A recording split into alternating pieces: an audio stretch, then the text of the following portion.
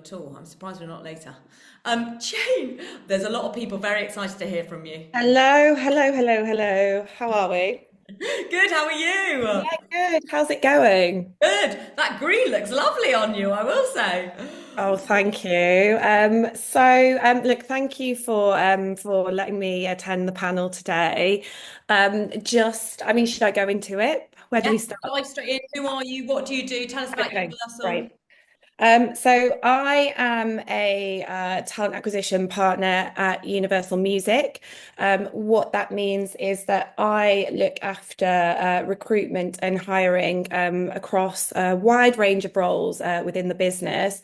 I currently sit on the UK side of our business, so I will look after hiring for our UK record label output, and that can be everything from supporting with the interns right the way through to senior leadership.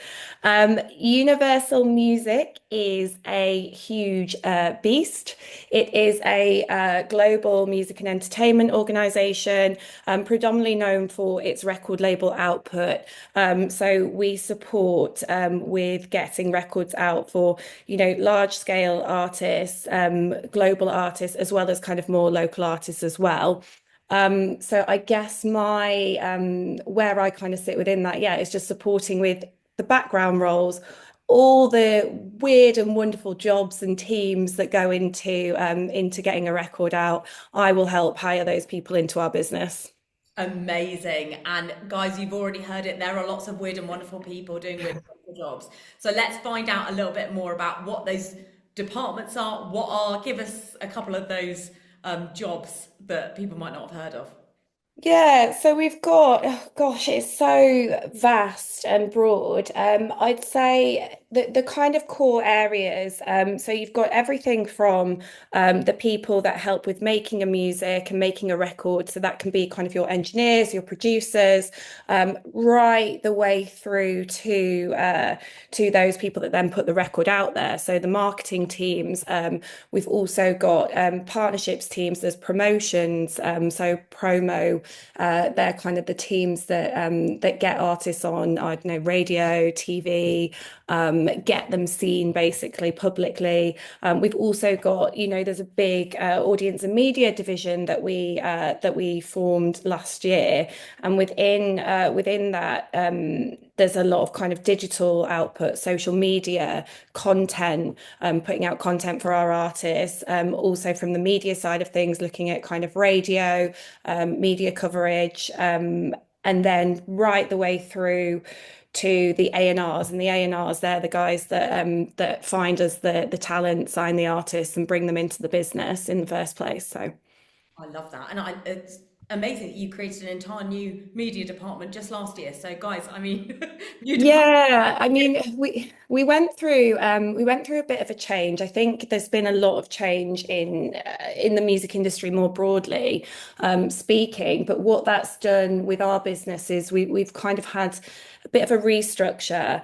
So we've decided to create this kind of central audience and media hub, if you like, because it's just at the forefront of everything that we do. Content is a massive driver. You guys know this with what you do as well. So yeah, just to have all those guys in one place working together as a creative team has really helped our business. And then we've also merged our record labels, so our frontline record labels who are bringing out new music. We've merged those into label groups. So we now have Polydor Label Group, which is inclusive of 0207 Def Jam, Capitol Records, and Polydor. And then on the other side of that, we've put together two large kind of commercial successful labels. So Island and EMI, now creatively called Island EMI Label Group, and those teams are kind of really working together, and it's just to make us more efficient and also to kind of pull resources for our artists as well, because previously we found we had lots of people doing the same thing in the building, but all very differently. So it's just kind of a knowledge share in a way as well. That makes sense, consolidating everything. But also Yeah. it brings, I guess, in another point that I haven't sent you over in the question, so this is more a statement than it is a Yeah. question. But the music industry is changing. It is important for people watching, if you do want to get into the music industry, to keep up to date with the industry news and make sure that you're in the know of like changes that are happening across the whole industry. So you can definitely go have a look at the industry publications tab on the spreadsheet that I shared. What would you recommend people read, or where would you recommend people go for industry knowledge? Yes, do you know, we're actually now in a place where I think we're really well resourced in this area. So I think anyone kind of looking to get into the industry is actually really lucky and fortunate in that fact, in that now there is so much available. I would say Music Week is a really good one for industry news, as well as Music Business Worldwide. Two really great resources. There's also podcasts as well. There's BIY People and Talent. They're a specialist music agency, and they put out a podcast where they interview, various people from various disciplines across the industry, and ask them about, how they got their break into the industry, what their advice would be for those looking to get in. So it's a really great one. I would definitely say give the BIY pod a listen, because there's some really fantastic stories on there, and everybody kind of has their own unique journey as to how they got to where they are. So it's just good for a bit of inspiration and a few tips as well. I love that. Amazing. Great recommendation. Thank you. We will make sure to add that one to the spreadsheet as well, so you guys have a quick link. Okay, so what do you think are the biggest misconceptions about the music industry? Biggest misconceptions. I think the main one is possibly that success happens very quickly, possibly overnight. I think people see a lot, particularly now with artists breaking on TikTok, and they see artists blowing up, and we've had it recently with with people like Sabrina Carpenter and Lola Young, that they think that is just, they put out a record and then it's like an instant success like that overnight.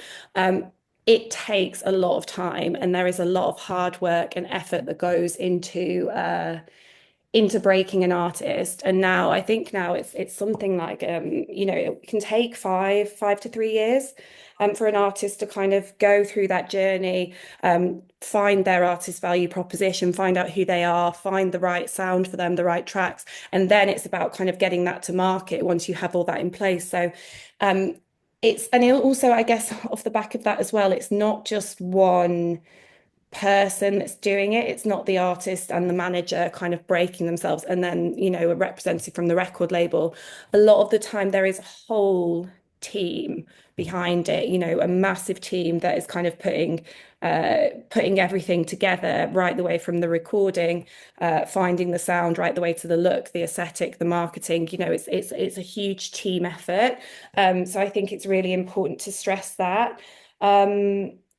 And then I think the other thing that's probably a big misconception is that you don't actually have to be musical to work in the music industry. Hmm. You don't have to be a talented musician to work in music. If you've got the passion there, um, there really, really is now more than ever a job for everyone. So I would just say find what you're good at and what you're passionate about, and explore what kind of opportunities there are from a skill set perspective, but also from a passion point, and see if you can kind of marry the two. Because often you'll find, there is something out there that would be suitable for you. You just maybe didn't know that job existed. Yes, absolutely. And so, talking of skill sets, are there any kind of common thread skills that you would say you see pretty much everyone in the music industry having? Is there anything that you would advise that young people brush up on now, start developing now, in order to make themselves like more employable, I suppose? Good question. I think a lot of it comes down to the soft skills, actually. There's the passion and the interest, but really the people that you see making it are the ones who have the determination, and resilience, and confidence to put themselves out there. It's things like, um, being on time, being punctual, not being afraid to maybe, send that email that possibly you might think, oh, maybe they won't remember me. You saw someone at a networking event, or someone's posted something. Maybe I wouldn't be right for this. Don't be afraid to ask the question and kind of yeah, and make sure that you kind of just put yourself on somebody's radar, because a lot of the soft skills, it's a people business at the end of the day. So you need to kind of be relatable to people. You need to make sure that you're showing up on time. You need to make sure that you show you have the dedication. And we're all learning, right? We're all on a learning journey. I think now more than ever, because of the introduction of AI into the workplace, we're all learning, we're all picking up new skills. So now is the time more than ever, that you can kind of really kind of put yourself out there and just be mindful of the soft skills. I think that's really, really important, because the other stuff you can learn, you can pick up, and that will come. Yeah, absolutely. That's so true. And also, no one is best placed or better placed than the people watching to probably just automatically stay up to date with all the tech stuff, because you guys are just Yes. natives. So work harder on the soft skills. That's the bit that Yeah. you pay more attention to. 100%, because I'm picking up on all the tech stuff. I'm behind on that side, but you guys have got that down. So literally, it's just about kind of, yeah, the attention to detail being there, communication style, all those kind of things. And if you can get that down, then you should get something and find the right place for you. Absolutely. So in the last couple of minutes that we have left, can you tell us about your programs, initiatives, schemes, any open days, any kind of what are you doing any work with schools, obviously apart from National Careers Week? Yes. Tell us a bit more about Universal's, I guess, kind of outreach stuff. Yes, so there's a few things going on. It's been really exciting since we moved into the new structure. We've been developing a new internship program that is going to be rolled out in Q4 this year. So do look out for it. What that will look like and what the shape of that will be is still to be seen, but that's very exciting. In terms of other things that we are across, so we also have Abbey Road Studios. We have a really exciting runners program, which we did advertise via Eric on the last run, and that's really exciting. We do 3 intakes throughout the year for the Abbey Road runners, and that's an opportunity to become a studio runner, to support the engineers and the producers who go into kind of making the music making process, basically, and help kind of keep the studio running and functioning. There's all sorts of other really exciting events that go on there as well. So that's a really good opportunity. We also have for any undergrads, any under 18s, we do a work experience called Amplify You. That again happens in Q4, but Amplify You is a chance to get kind of a taste, a work experience of coming into the building and working within a record label. Nice. Also, love that name, Amplify You. Very on brand. Okay. Well, Jane, that is all we've got time for. Thank you so much for joining us. It's been fascinating hearing about Universal, how it's working. Congratulations on the new department and space. How very exciting. Um, not that new anymore, but a year and a No, thank you. It's a pleasure. Thank you so much. Guys, questions for Jane, keep them coming in. We'll be sending them to her afterwards so she can answer in a more relaxed way. Thank you so much, Jane. I'll make you a little Bye. now.